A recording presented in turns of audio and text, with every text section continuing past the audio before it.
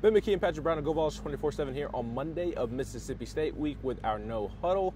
Tennessee hosting Mississippi State on Saturday at night because, of course, at 7 p.m. Eastern on ESPN. Homecoming, of course, for Tennessee in the last SEC kickoff inside of Neyland Stadium this season, the second to last game at home for Tennessee this season, although I guess technically Vanderbilt will be a home game for the Vols, but that's a separate conversation. We just got done having a conversation with Josh Heupel and a couple of Tennessee players as they prepare for the week, and kind of the big storyline this week for Tennessee is, the storyline from our perspective is, hey, the college football playoff rankings come out tomorrow night for the first time this season. It appears that Tennessee is going to be in the mix somewhere, somehow, but for the players and the coaches, they can't be watching or listening or paying attention to that kind of stuff. Yeah, they should be a bracket. It's the first one with a 12-team playoff, so we'll see how that goes. But the best part of the response that Josh Heupel had was, do you remember who was in the first playoff ranking last year?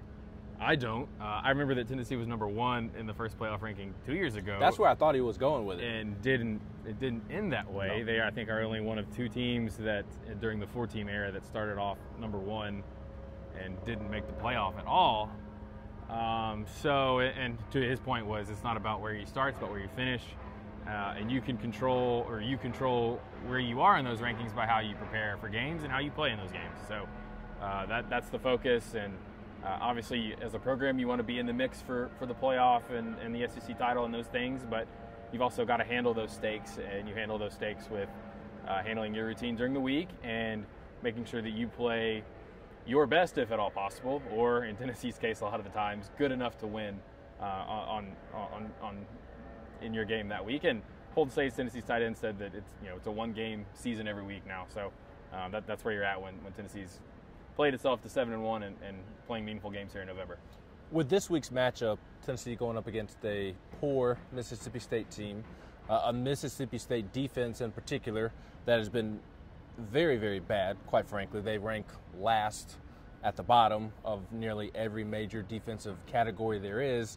But as we talked about following the game on Saturday night in the stadium on our No-Huddle, it's kind of now or never for Tennessee's offense. At this point in the season, you kind of are who you are, and there are still signs of hope that it can click.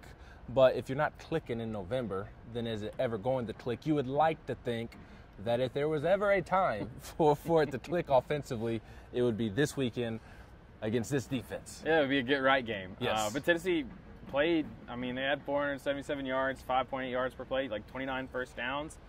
They moved the ball in Kentucky, and just when they got close to scoring territory, they shot themselves in the foot, did dumb stuff. But they've been doing that kind of all season. So, I think they had 8 red zone trips in that game after they had 13 in the first 4 SEC games. So clearly they were moving the ball and doing what they need to do there, but Dylan Sampson had a fumble. You have a couple penalties on the offensive line. You missed some field goals.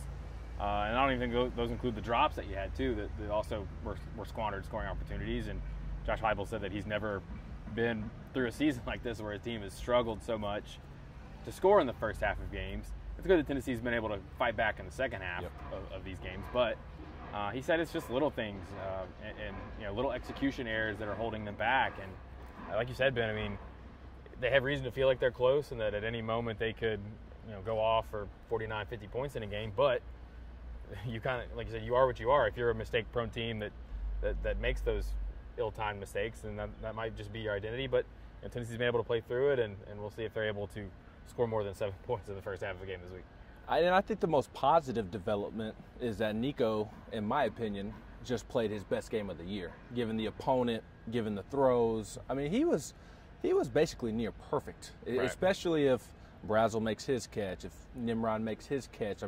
If those catches are made, that's 3 touchdowns, no interceptions, and you're flirting with 400 yards, and you're 30 of 38 passing the football. That's good. It gets it's been up and down for Kentucky defensively this year, but it's fair to say that that's a strong outing against that level of opponent. So it's a small sample size, but if that is a sign of things to come, you worry about some receivers, you worry about some offensive linemen, but a quarterback with the skill level of Nico it raises everybody else's abilities. And so if that's what we're going to see from Nico going forward, then maybe the offense, after all, will click. Yeah, and Josh Heupel was certainly pleased and reiterated that today about how well Nico played, and even talked about some of the special plays he made. On, the throw on the run to Dante Thornton on that third down on the fourth quarter touchdown drive was a play that not a lot of quarterbacks can make, just the ability to throw on the run into a tight window like that. And, you saw him build off what he did in the second half against Alabama. You wanted to see that, and you did. And so I think that's highly encouraging. Again, the Mississippi State offense should help him continue to stay in a groove going from there into Georgia. But I think that's probably the biggest positive takeaway from the game, other than you won, and other than your defense, again, came up with some plays at key times to get you going. But Nico's play, Heupel said it a bunch this year. He's a young quarterback. He's going to continue to get better. Is the light coming on? We'll see. You talked about it being a small sample size. If he's able to do it a second game in a row, then that's a trend, and that's what Tennessee needs to see. Absolutely. Tennessee, Mississippi State at homecoming or during homecoming on Saturday night at 7 p.m. Eastern on ESPN. We've got plenty of coverage all week long at GoVols247.com. He's Patrick Brown. I'm Ben McKee.